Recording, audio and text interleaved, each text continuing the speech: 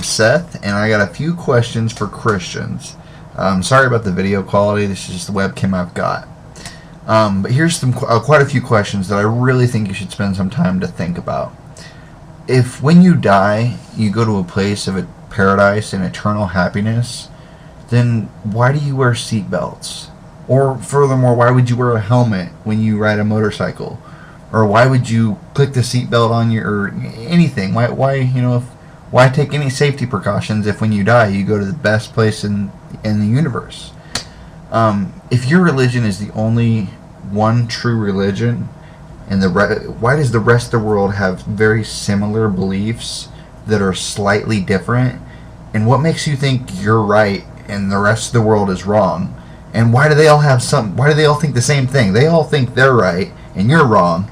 Well, you think it, so all these conflicting religions, I'm just kind of curious what you think about that. How can you have a personal relationship with God? That just sounds batshit crazy.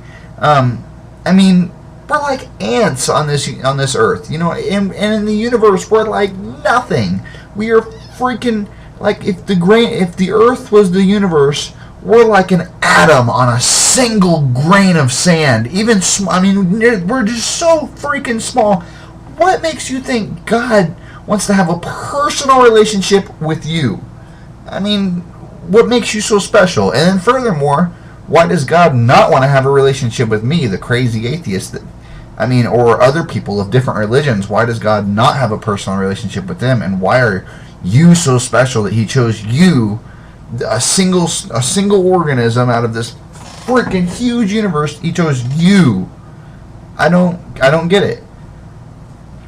How can dying and suffering and disease and war all be a part of a good plan that God has? If God's good, how can He do that stuff? How can He have a plan that involves so much suffering? And a personal relationship, what does that look like? How can you explain to me how that transaction goes on? Does He talk to you? Can you ask Him to do things? God has chosen you of all the billions of the people on the earth to know truth, just you, and all those other billions of people are going to burn in hell forever? Come on. How do you know prayer works?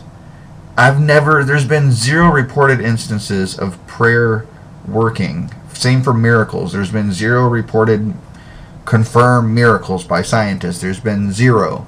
So why do people put all this belief in it when there's no evidence to show or any facts that show that they work?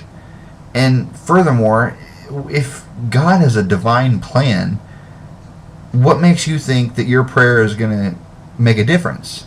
Like here's the rationale. People pray for something good to happen. Something good happens. And then, God answered my prayer. But if the same scenario happens, you prayed for something good to happen, but something bad happens.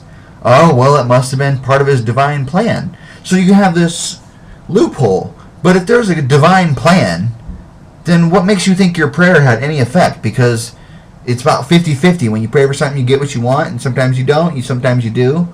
So how do you know? If God has a divine plan, how can you be so arrogant to think that what you want has any effect on the creator of the universe? You're small. You're tiny. Okay, so, and regardless of how we feel about it, that's what science does. It doesn't care how we feel about it or what we want or what our emotions are. It shows you facts and information that can be reviewed and peer-reviewed and tested itself. There's experiments that can be done that can be shared with the world, and then they can do it themselves, and then we have a consensus among ourselves that, yes, that is how things work. Science doesn't lie or cheat or make up things. It works, and that's why we have all the technology we have today. Science works. Don't work against science. It's stupid. You're just like going against technology. It's like saying computers, what you're viewing this right now on, is a bad thing because science made it. People, and I'm sure most people aren't like, or don't have that belief, but there are the few crazy ones out there, and those are the ones I'm talking to. This one gets me a lot. why are you guys afraid of hell? I mean, what do you think hell is? What does hell look like? I mean, what does heaven look like? There's very few people ever actually spend any time trying to think. I mean, they talk about heaven and hell all the time, but very few people spend any time trying to figure out what they actually look like. I mean, if you're going to spend eternity there, can you imagine what it looks like? And then think about heaven and hell. Can you imagine being in heaven and knowing that you're not with your loved ones, or knowing that a loved one is burning in hell and you're in heaven? Could you seriously be happy? I mean, if I went to heaven and I knew my whole family went to hell, that would be another hell. I mean, I can't believe that. That would be insane. Unless it's a fairy tale and everyone goes to heaven and everyone's always happy and it's all an illusion, then what's the point? What are you doing? I'm not afraid of going to hell. I don't think it exists. There's no evidence for it. It seems everyone has different imaginations on what heaven and hell is. They have a different imagination about the same idea. It's all fire and brimstone and then happy golden gates and stuff like that. But think about being in heaven or hell. Can you imagine being happy or sad all the time? That's the only emotion. I mean, part of what gives life its meaning and its value is the fact that we have different emotions. You're happy that today, and you're sad a week from now. Or let's do it reversed. You're sad today, but a week from now you're happy. So you have something to be happy about. If you were always sad, you'd never feel happiness. There's no comparison. Let me give you an example. I wrote it down here. When you're here, sorry, I'm stuttering here. It's kind of like how you can't have good without evil. They both require each other, and you need both of them for either one to exist. Kind of like you can't have good without evil.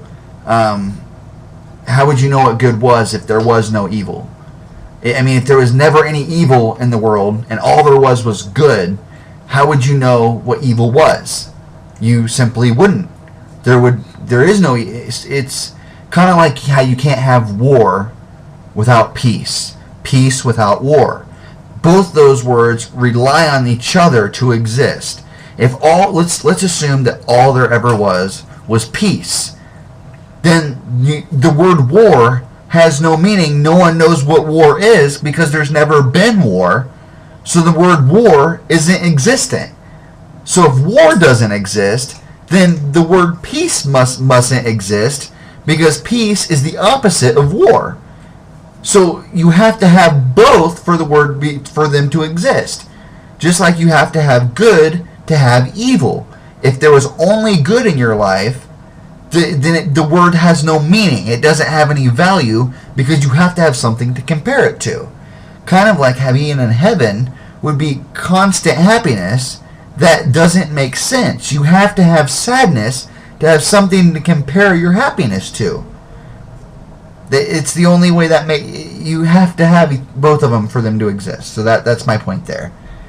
And because if there was no, let me see. Hold on, I'm stumbling again. Light requires darkness. Like it's just opposite things require each other to exist. If they didn't have the other one, there's no meaning for the word to begin in the first place. It's why no one's a saint or a sinner. It's why everyone's a little bit shades of gray. Everyone's kind of the same.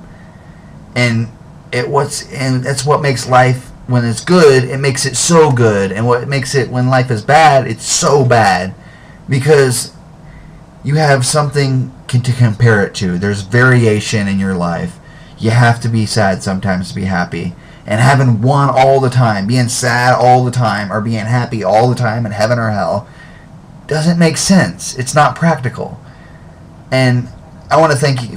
I want to thank you guys for watching. Remember, think before you believe. And as always, be safe.